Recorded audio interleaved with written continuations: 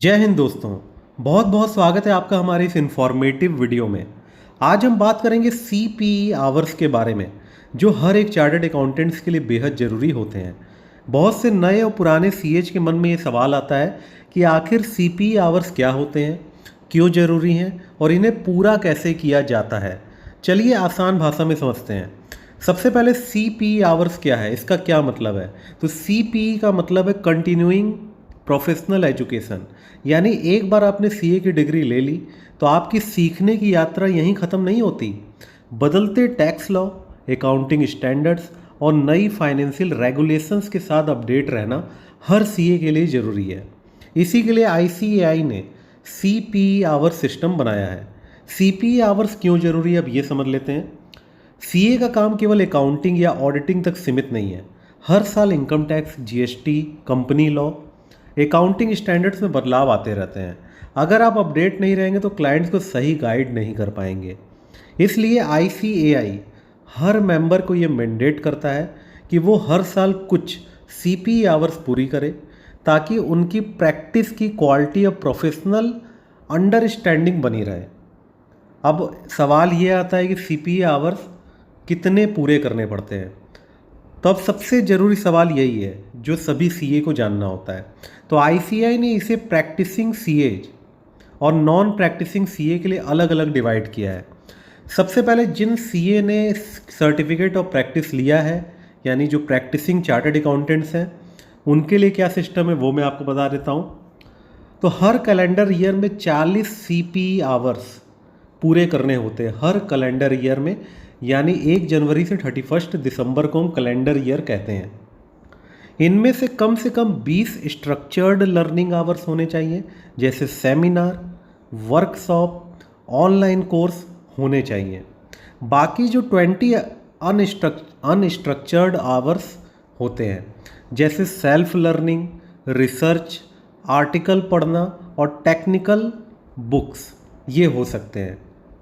अब non practising CA के बारे में हम जान लेते हैं। जो CA प्रैक्टिस नहीं करते हैं या जिनके पास सर्टिफिकेट ऑफ प्रैक्टिस नहीं है, उन्हें हर साल सिर्फ 20 CPE आवर्स करने होते हैं, यानी जिनके पास COP है, यानी प्रैक्टिसिंग चार्टर्ड अकाउंटेंट्स का जस्ट आधा, 20 आवर्स। इनमें से कम स्ट्रक्चर्ड आवर्स होने ज़रूरी हैं, ये भी आधा। तो इस तरीके से आपने देखा कि जो नॉन प्रैक्टिसिंग चार्टर्ड अकाउंटेंट है, उनको केवल हाफ रिक्वायरमेंट होती है, 20 CPE आवर्स पूरे कैलेंडर ईयर में, और 10 उसमें से स्ट्रक्चर्ड होना चाहिए। अब समझ लेते हैं कि स्ट्रक्चर्ड और अनस्ट्रक्चर्ड आवर्स क्या होते हैं।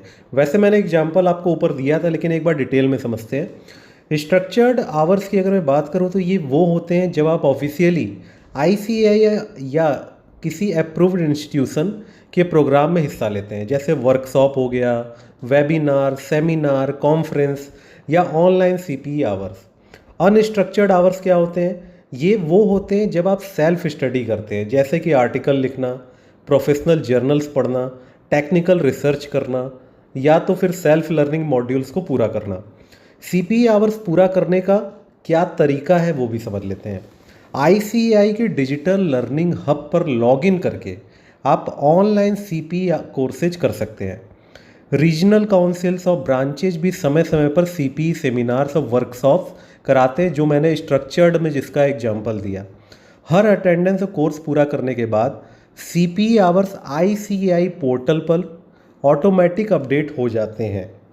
अगर CPE आवर्स आपने पूरे नहीं किए तो क्या होगा, ये एक बहुत बड़ा मुद्दा है, सवाल है।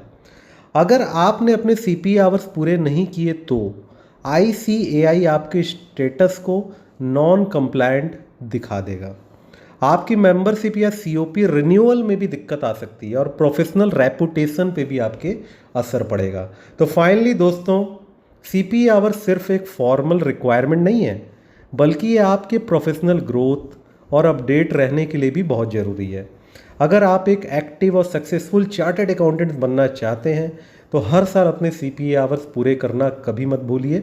अगर आपको ये वीडियो जानकारी पूर्ण लगा हो तो लाइक और शेयर जरूर करें, और ऐसे ही यूजफुल अपडेट के लिए चैनल को सब्सक्राइब करना मत भूलें। जय हिंद।